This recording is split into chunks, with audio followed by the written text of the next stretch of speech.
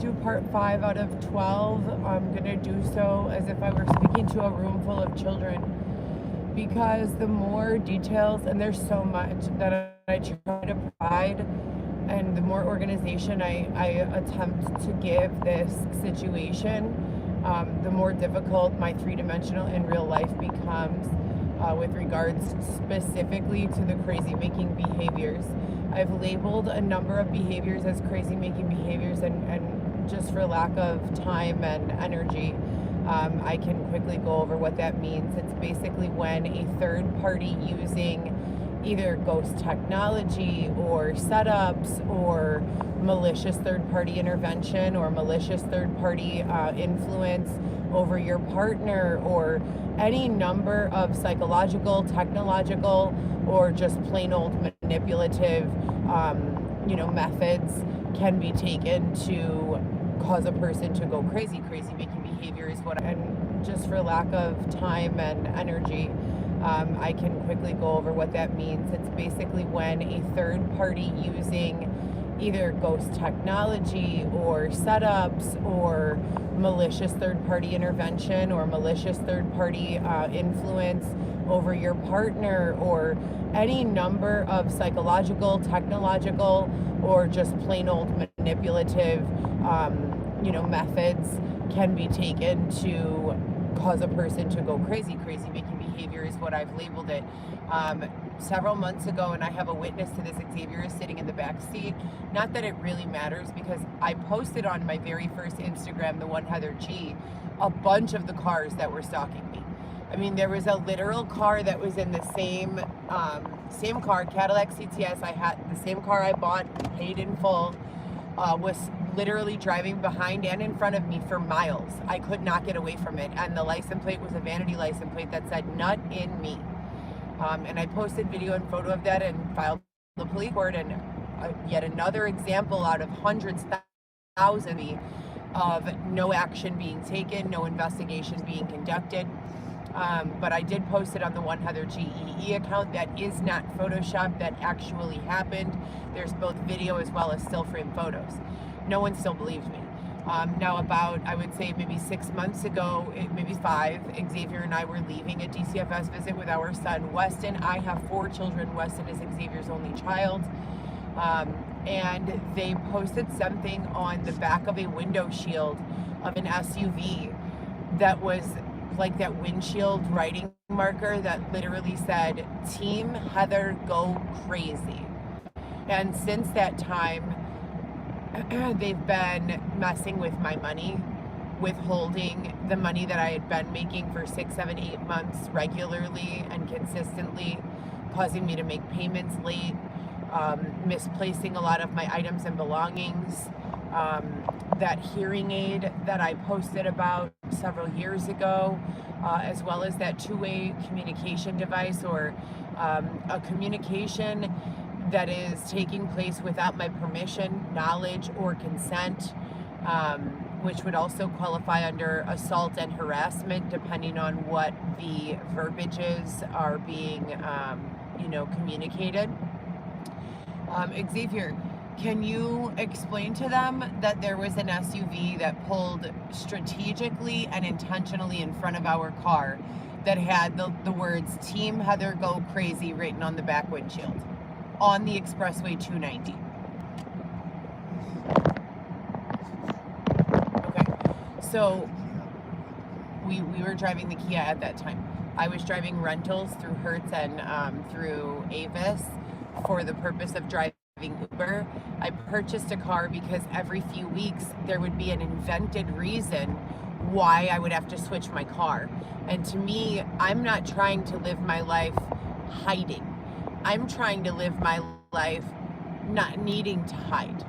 I'm trying to live my life feeling safe and peaceful, and switching cars every few weeks, it felt like someone was using the car without my permission during the period that I had it, and I just didn't feel comfortable. So I immediately began looking at how could I purchase a car rather than continue to rent a car.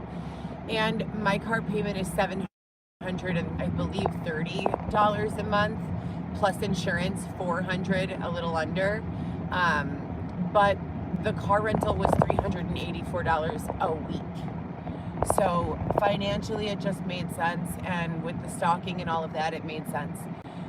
This has all been ongoing for almost 6 years, you guys. It's January of 2026 in 1 month. That makes it 6 years. And I can't even believe I'm saying that, because it's like,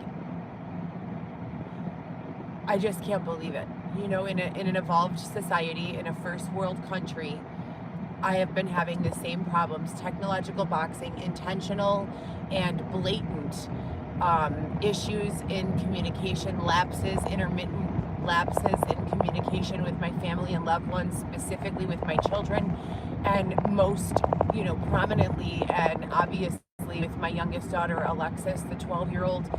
When none of this shit is going on, I communicate with my children 5, 6, 7, 8, 9, 10 times a day on FaceTime video. I never have really felt, other than waking up to, my own circumstances and texting the kids, hey, get up for school, I love you, have a great day, are you on time with your homework, do you need help with anything? Other than, having to text that rather than say that in the car or in the morning, I still, with FaceTime video and audio, have the same role in my children's life that I ever did. So cutting that off or interfering with that is a huge issue for me, and it always has been, and it will always be. There is no reason why I should not be permitted communication with my children. I am their mother legally, biologically. I have custody in the eyes of court, even though one of my daughters is over age and my son is to the age where he can choose, and it would only qualify for Alexis, the court order that I have. And ironically, she's the one who I'm having a difficult time reaching. But there have been a lot of things that took place to Orlando and his family over the last several years, and I don't know. They don't have a clear origin. Everything that went wrong in my life and my family's lives, as I told you guys before, it began as a result of the release of Dylan Smith, inmate number Y12173 from the IDOC in 2019. 3 weeks before he got out, I got jumped and stabbed by 3 women with screwdrivers. Several months after he came out, I did a reality show where my entire reputation was destroyed nationally on TV and the internet.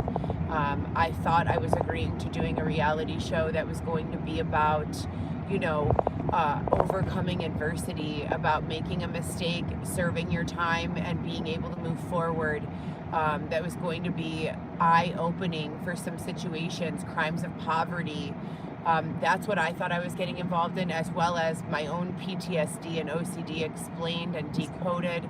I thought we were going to discuss the issues that I had when I would go to visit Dylan, and I would mentally get overwhelmed by all of the things that prison have: the pat downs, the rude staff, the power and control struggles between the inmates and the staff that work there, who are not much better than the inmates in many cases. These people who are working there are easy to bribe. They're easy to, roll or to roll on, and it's fucked up. And I'm thinking, holy shit, I just observed, 4.5 years of wild corruption, this fucking up, fucking down, theory or policy or play, for lack of a better word. And I'm thinking that this reality show is going to roll out, and it's going to make Dylan and I look like absolute fucking heroes. Wow, this couple went through this lady has PTSD, spent 8.5 hours pretty much rolled up in a ball on the floor of her mother-in-law's Jeep, Paula, crying, about the way that the visit ended in a clear PTSD, issue. And I just went through so much and came out the other end, and was okay despite everything that I went through. And so did he. And I just thought, that the show was going to be for us. The show was going to be for us. The deals, the proffer, everything he was involved in, the officers. So while he was in there, there were numerous times that when you enter into a deal with the United States government, or in the capacity of which my ex entered into a deal with them, they want you to get people in trouble. That is your goal. It's not to find crime that's taking place. If you're in an environment and you tell the state of Illinois or the federal government or local law enforcement agents, hey, there's nothing going on here, that's an unacceptable answer. They don't give a fuck if there's nothing going on there. They want him to bring in deals, just like they look at officers, or historically have looked at officers and detectives for quotas and, worked in an effort to hold them accountable and responsible to completing these arrests or reports or whatever the fuck it is that they have quotas on. It's the same when it was the same for them doing their deals. He was commonly asking, for various items while he was in prison. He was commonly asking me to offer temporary memberships to my sexy content websites for the officers that were in the prison so that they would bring him in different things, steroids, food, random things. They allow photos in there, but they don't allow nude photos. He would ask me to email the photos that I was sending, photo sets that I was sending to paid customers, and nude ones, and he would want me to send them to the security at the prison in Vienna, Illinois, and they would print them off for him and bring them to him and bring him other things in exchange for those photos. These are not jokes or Heather being crazy. These are blatant, and obvious flaws in the criminal justice system and in the system of deal making. Why I would be adversely affected, why my children would be adversely affected, is absolutely beyond my level of understanding and comprehension. Usually any sort of authority who's looking for arrests to make or harassment to begin or investigating anything, they're not going to come for me and my children. They're most certainly not going to separate my children and I, which leads me to my next, logical train of thought. Have there been too many fucking ups, and now the authority line is so broken, so torn apart, that there really isn't any authority anymore, and we're putting these people, when I tell you that the people who were working as guards Joliet were just as bad as the inmates, I swear to God, I mean that shit. There may have been a couple that might remind you of your grandma or your aunt, but for the most part, these were women that were easily, manipulated by flattery. They were not the best looking. They were not the best educated. They made like Cindy fucking Crawford, okay, these ladies that were in there. So, and he was getting whatever he wanted from these people. Oral sex, regular sex. And when I would report it, they would just call me crazy. Why would I report my husband sleeping with an inmate guard at the prison? I mean, you tell me, does that not make sense to you? You're aware that your husband is using you as well as numerous others to set people up. You're not going to say anything? Like, I'm sorry, but my loyalty is real as fuck. You're not going to throw me under a bus and then put it in reverse and back up over it. Fuck you, And I've discussed all of this, and when they put me in these tech boxes, I want to sue. Like, I get over the wanting to sue part. Okay, it's just law enforcement doing their job, investigating, trying to keep us safe. No, dude, you fucking people looked the other way and allowed them to throw me in the street on a narrative that they fed you, spoon-fed you, so that it would make things easier for you to behave in a way that was immoral, illogical, unlawful, and targeted. And I've reported on all of it, and I've written reports with and without ChatGPT. I've done depositions. I've done clinical case studies on myself. Okay, they're saying that it was because I was taking Adderall. I've been on Adderall on and off since I was 17. I've never gone through anything like this before. What does me being on and off Adderall since I was 17 under the direction and prescription of a doctor have to do with everyone around me's life getting fucking shredded into bits and pieces as a result of Dylan coming home? And then on top of that, you have this desire to cover it all up. As soon as I started making these 1 out of 12s, 2 out of 12s, 3 out of 12s, 4 out of 12s, 5 out of 12s, this is 5 out of 12, they started fucking with me IRL again.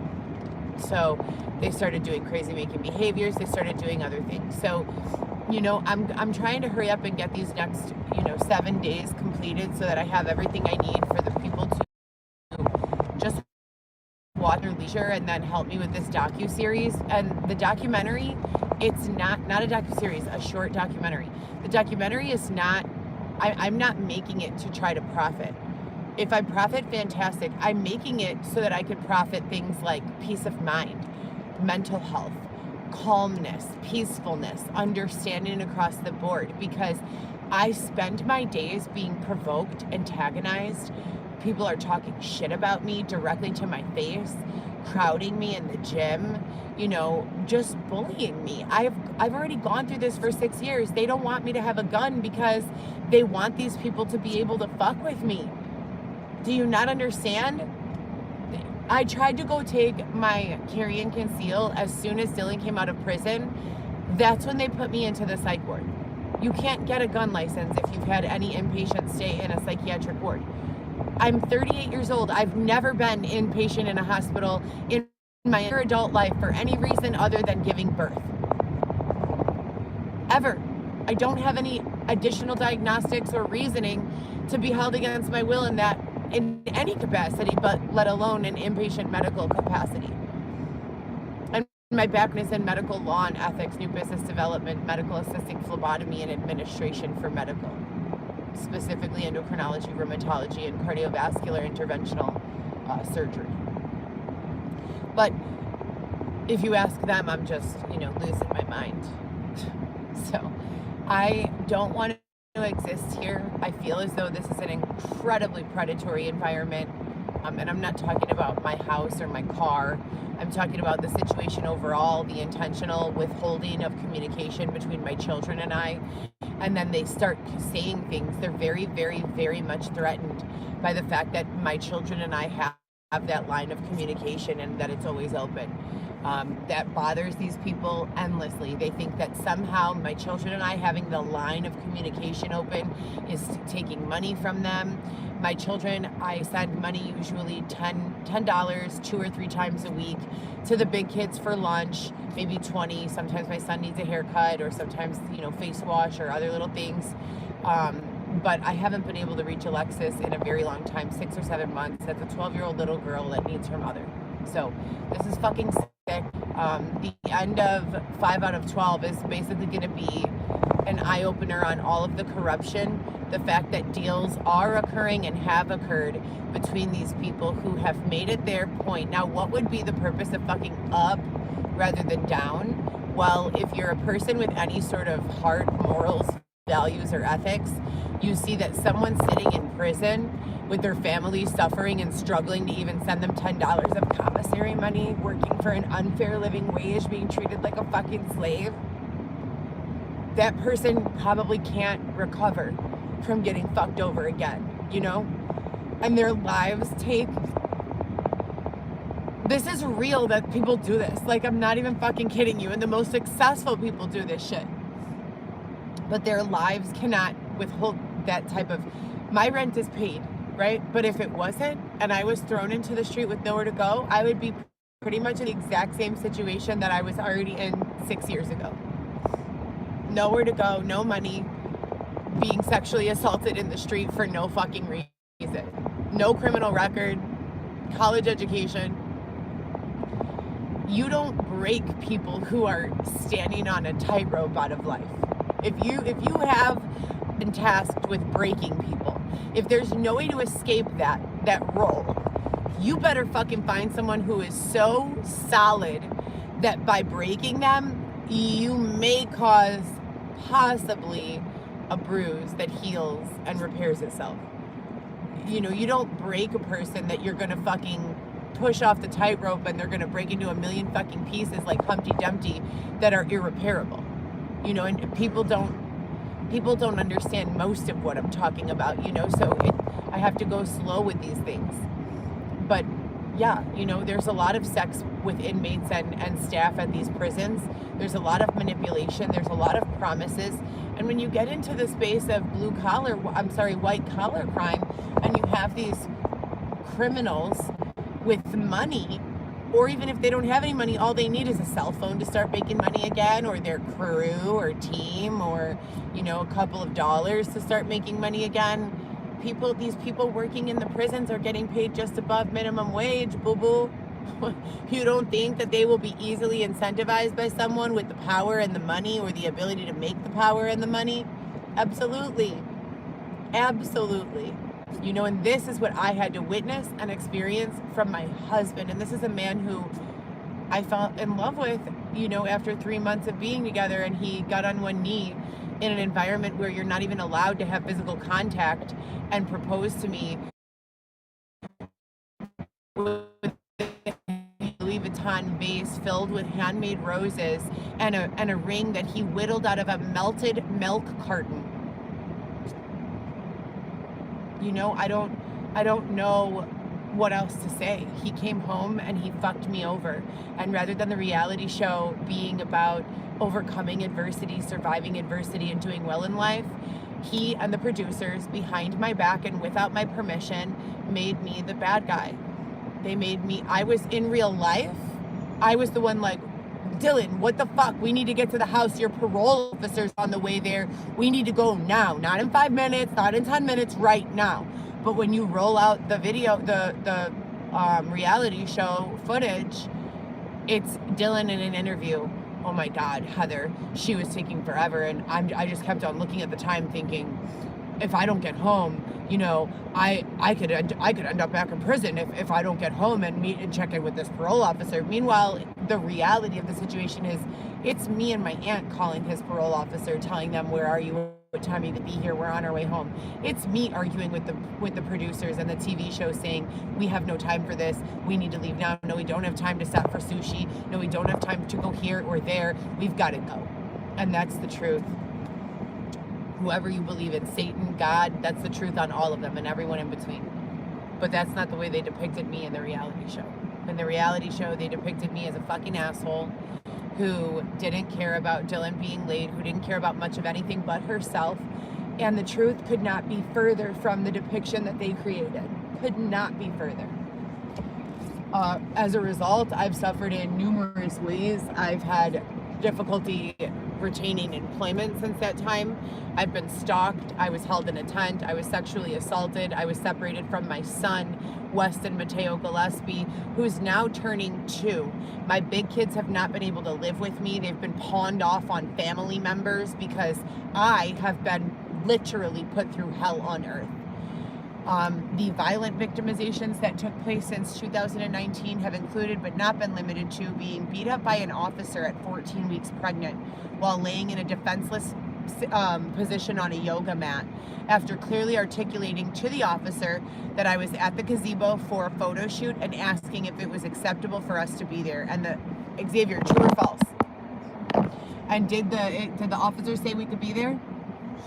And did I not tell the officer that if there was anything that they needed, if they needed us to move for any reason, to let us know? And did the officer say, there's absolutely no problem with you being here, but just don't leave your stuff alone, because if you leave all of your equipment alone, it might not be here when you get back? Can you? I don't think they can hear you. So they beat me up on camera with premeditated. They came in with gloves. I was eyes closed, laying on a yoga mat. They grabbed me by my arm, dragged me around. I was 14 weeks pregnant, threw me to the floor face first, and then held me in a cell for approximately, how many hours, babe? 5, 6 hours? With no instruction, no charges, no nothing. So that would be unlawful detainment number 2.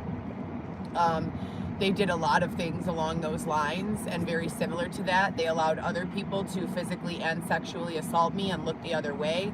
I turned in sheets, bed sheets with body fluids that looked like ejaculate on them from my last apartment in Harwood Heights.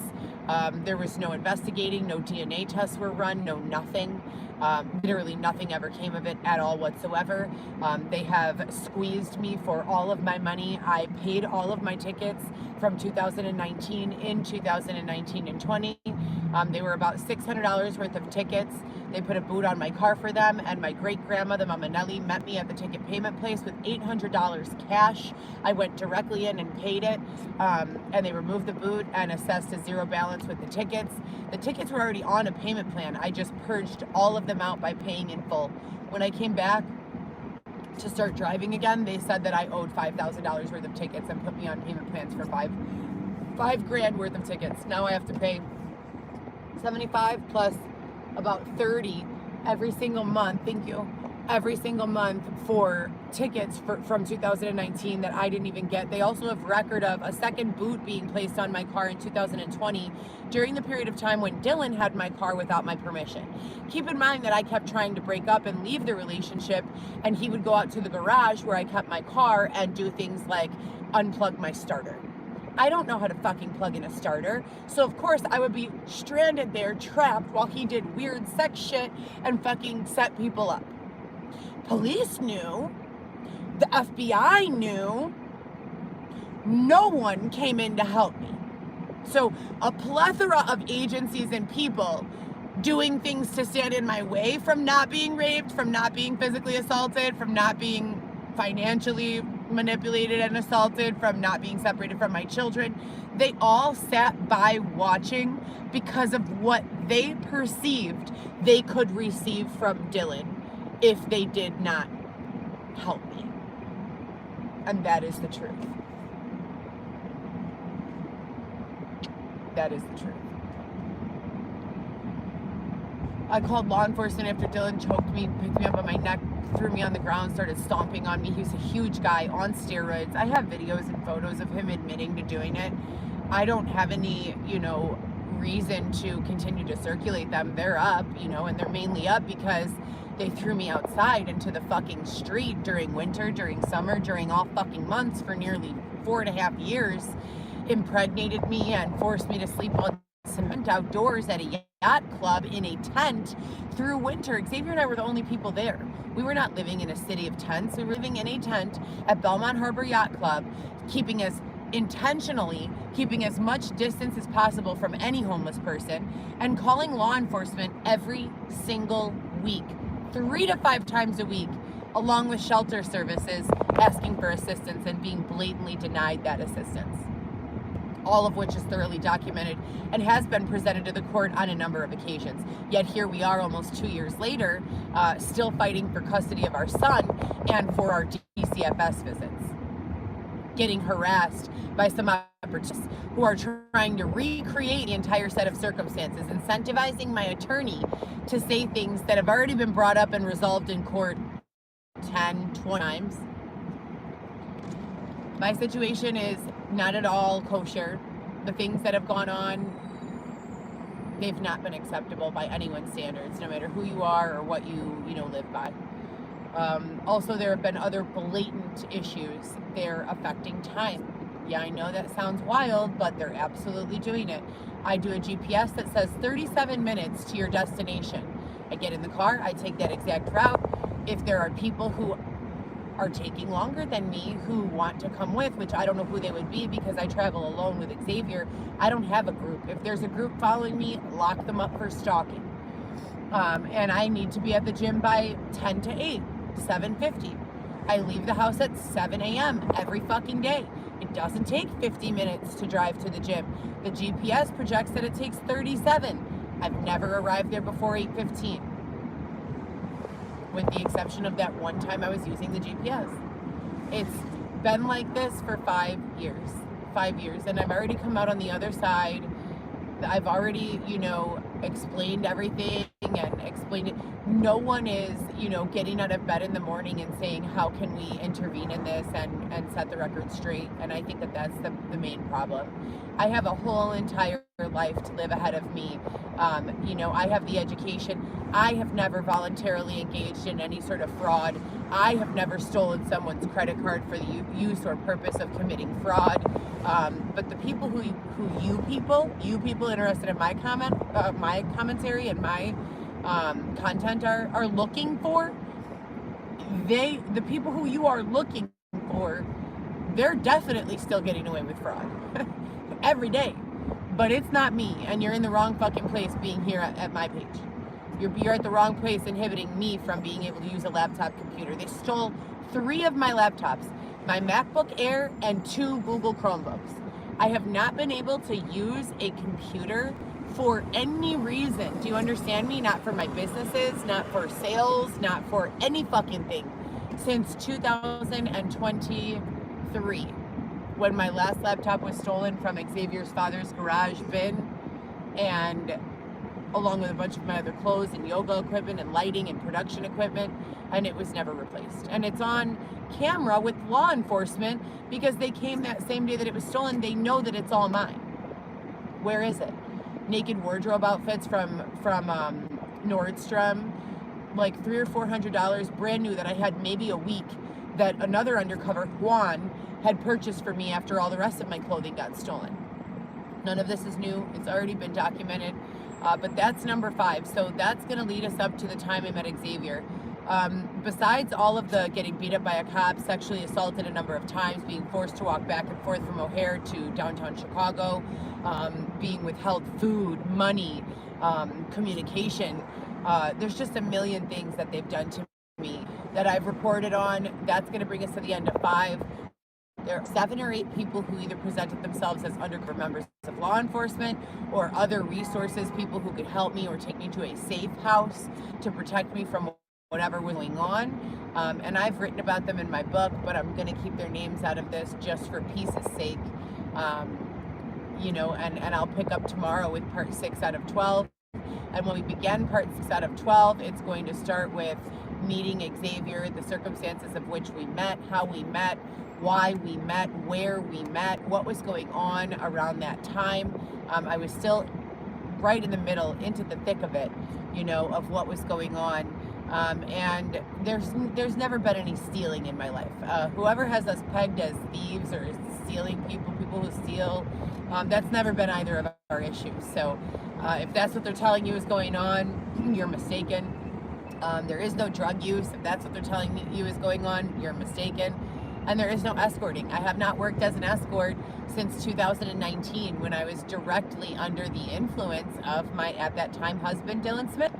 So people are getting bits and stories of what's, bits and pieces of what has actually taken place. And I know for fact, my friends and family members, starting first and foremost with my ex-husbands and my children, have been under pressure a number of times for information they have absolutely no knowledge or awareness of, and that shit needs to stop. And when this intermittent issue, lapse in communication, begins to be an issue again, or a trend again, and I can't communicate with my children, that is when I feel most inclined to believe that there's some sort of pressure going on again. Orlando, I call every day looking for my daughter Alexis. Like I said before, I usually speak to my children 3 to 5 times a day on FaceTime, video, audio, text, Roblox, Snapchat, any type of way to communicate with my kids. I have and will continue to do so. And my daughter being 12 years old and being in a household where there is a little boy who's a little older than her that is not her brother, that makes me nervous. There is a mom that could be a fabulous lady. I met her only once. Did I get along with her for the 5 seconds I met her? Yes. But I don't know her past that. That makes me uncomfortable. And the fact that my daughter at 12 years old is in a household with a bunch of people who have their own phones, and she's the only one who can't call if she's uncomfortable, sad, unhappy, needs anything, that's unacceptable. Period. That is not acceptable.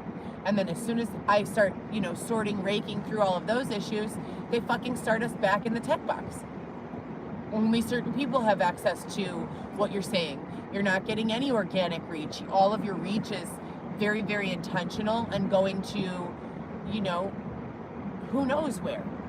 2000.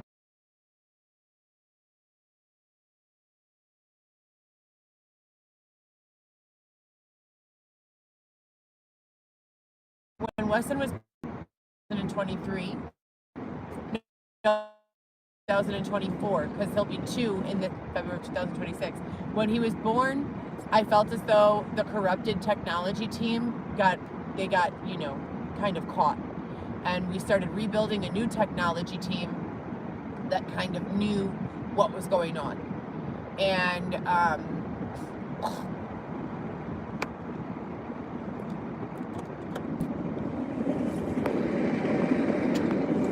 for the first year, I was getting paid a decent salary. I have more than a college level, more than a bachelor's level of education, way more. I've taken so many courses, it's not even funny. I continue to take courses, intro to AI, just to learn about things like machine learning, data sets, data set collection, ChatGPT, other AI tools, Canva. What is their purpose? What is their role? Where are we going with them? Healthcare technology, new business development, sales, marketing, you name it. Certified medical assisting, personal training, marketing, I already said marketing, phlebotomy, which is taking blood. Literally, there is no job that I cannot do and do well. And I do not mind at all making deliveries or transporting human beings in my vehicle. What I do mind is doing that 7 days a week for 8 to 12 hours a day, every single day, and then still not having enough money to pay my rent on time. I only own 8 pairs of leggings. They're all ordered from Amazon. Every time I get a sponsor to say, let me throw some money at the situation, let's help Heather get into some dress pants and a dress shirt every day and some dress shoes. Maybe she can take this healthcare consulting career a little further. Every fucking time I raise money with a sponsor or they see me here on YouTube, they start giving the money to agency who is pretending that they are giving the money to me, but then taking it upon themselves to dole out the money to various causes that have nothing to do with me, which hear me and make no mistake, don't give a fuck about at all. If there is someone starving across the world and the only way to feed them is to fuck up my life and my kids' lives, fuck them, they can starve. Do you hear me? I'm sick of this shit. 6 years of being kept in a tent, sexually assaulted, separated from my loved ones, working for the money and having it stolen from me. I need to be the priority when it comes to fundraising right now. Period. I do not care. Where are my kids? Why is my son being held fucking hostage by the DCFS? What in the fuck is going on? Where is my funding? And that's how I feel. Yes, I care about everyone who's starving anywhere. Yes, everyone should have access to housing and healthcare and all of that, but not at anyone else's expense, and most certainly not at my expense. A person who gets up each and every single day and has consistently, without fail, and gets shit done. So sponsors, I know you're still out there. No, I am not willing to go in dirty as your deep state asset. Stop throwing me into piles of shit. I'm tired of fucking smelling like shit. Stop throwing me into piles of shit until you have fucking resolved my underdrafted bank accounts. Who the fuck took $1,000 from the PNC and the Wintrust? Sponsors? That situation has not been resolved. The tickets, $5,000 worth of tickets that I supposedly owe to the city of Chicago that's already been paid on, with a balance that directly shows Dylan was driving my fucking car while they had me in a psych ward. No one is gonna step in. Yes, they are. So if you guys could do a better job at catching these fucking losers before it starts to become a problem for me in my day-to-day, that'd be great. My father had his literal throat slit open, 80% of his lower jaw removed and rebuilt from his femur and tibia because supposedly he had some sort of cancer of the jaw. He was inpatient for about a week or two. Just got home. My family is doing their best to take care of him. I have been stable in an apartment for it'll be a year in January. I work 7 days a week and have, without exception, not just driving Uber or delivery, but also all of this bullshit with the DCFS. That I was under the impression my son was going into this program with the DCFS so that we, Xavier, me, and my child, could help the technology team to develop some sort of CRM database for handling these cases that would be more helpful and reliable for government agencies to better protect and help these children and families than the one we were originally working with. That was supposed to be my role. It's been 2 years and they're not giving me my child back right now. I've done everything they've asked me to do. Parenting class, task, WestCare, parenting coaching. I don't owe them any services. I continue to this day to do therapy every other week or every week. I've been compliant across the board. So, no, I don't want to be, nor will I be, your deep state asset. No, I don't think it's acceptable for you people to continue to positioning people to fuck up, fuck down, or fuck any fucking way for that matter. How about everyone just stops fucking for a while? It's Christmas, right? Let's make love, not fuck. How about that? Getting sick and tired of this shit. Tomorrow will be 6 out of 12. The crazy making behavior has been definitely, you know, going on again, among many, many, many other things that are undesirable. Xavier and I are on our way to the gym now. This will be my last week at the gym that I've been going to because I like to switch it up. I don't like people to follow me where I'm going or fuck with me where I'm going. This has absolutely nothing to do with ego and everything to do with the fact that I know for a fact when you feel better, you do better. When you look better, you do better. When you have more confidence, you do better. When you care about yourself, your body, your mind, your soul, your spirit, so do others. So you can take your inferences and your harassment and your shit talking, put it right into a little tiny, here, look, roll it up, you know, like you used to do with Play-Doh when you were, make a little tiny ball of it and shove it right up your, you know. So everyone has